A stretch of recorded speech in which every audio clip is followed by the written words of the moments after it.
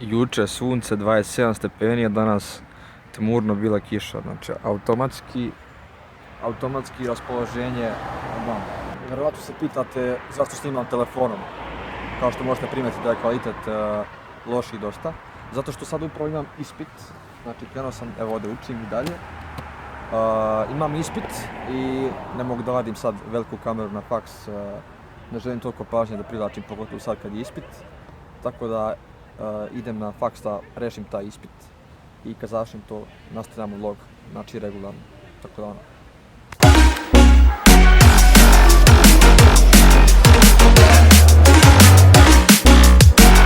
Ok, ispit je završen, mogu reći da je solidno prošao. 2 sata sam radio tamo, znači blejao sam na onom papiru 2 sata, ošamutio sam se totalno. Ako položim ovaj deo, čeka me usmeni, tako da ispit još uvijek nije gotov ceo.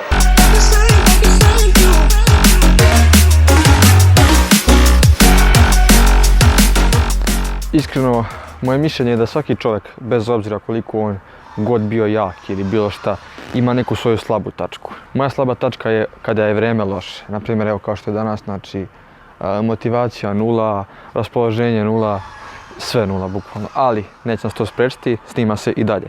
Današnji vlog je čista improvizacija, znači uopšte nisam planirao danas ovo da snimam, ali desilo se. Danas je trebalo da snimam provlačenje lopte kroz noge devojkama, međutim nijedan moj drug nije bio slobodan da me snima, tako da danas improvizujemo. Ako se sjećate onog mog komšije iz jednog od prethodnih vlogova, koji je gledao zna o čemu pričam, taj komšija se jako promijenio sada, tako da odlučio sam danas, pošto neću moći snimiti taj vlog koji sam htio, da vam snimim drugi vlog u kome ću vam pokazati mog komšiju kako izgleda sada, kako se on to promijenio i koliki je zapravo sada.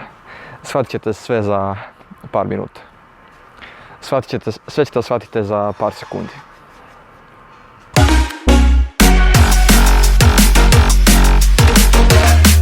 Ok, znam, pala je noć. Moj komšija nije bio kod kuće. Čekao sam da se vrati i sad kad se vratio idem da ga vidimo. Come on, join me. Come on, join me. Komšija, des. What's up, bro? Što me kuliraš, debilu, vidio sam tu. Evo ga, to je taj komšija kojeg sam htio da vam pokažem. Malo se promijenio, zar ne? Nije mnogo, a?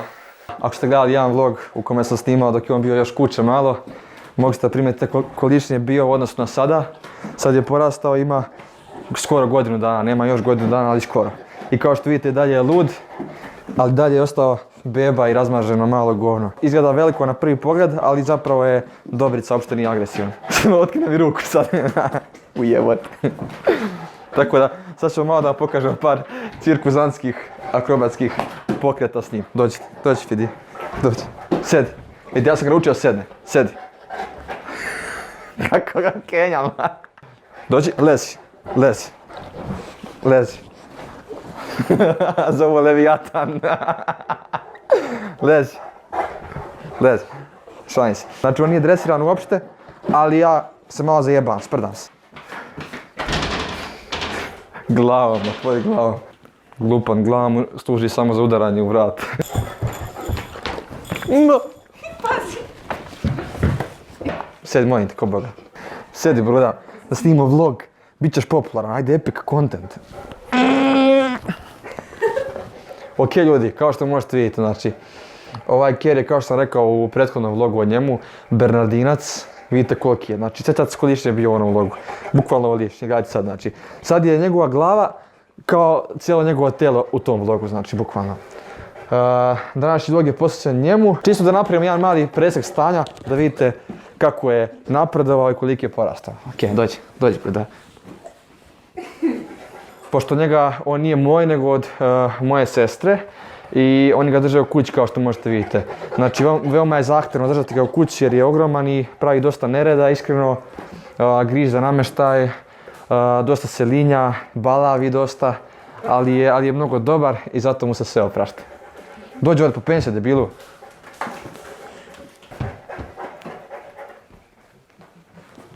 Dođi vidi. I mnogo je teško snimati sa njim, znači jurimo ga već 2 sata da snimimo kratku scenu. Baš je lud. Dođi Fidi. Dođi mali, dođi Fidi, dođi. Pogledajte, znači Beethoven. A nemoj balaviš, molim te nemoj balaviš, da.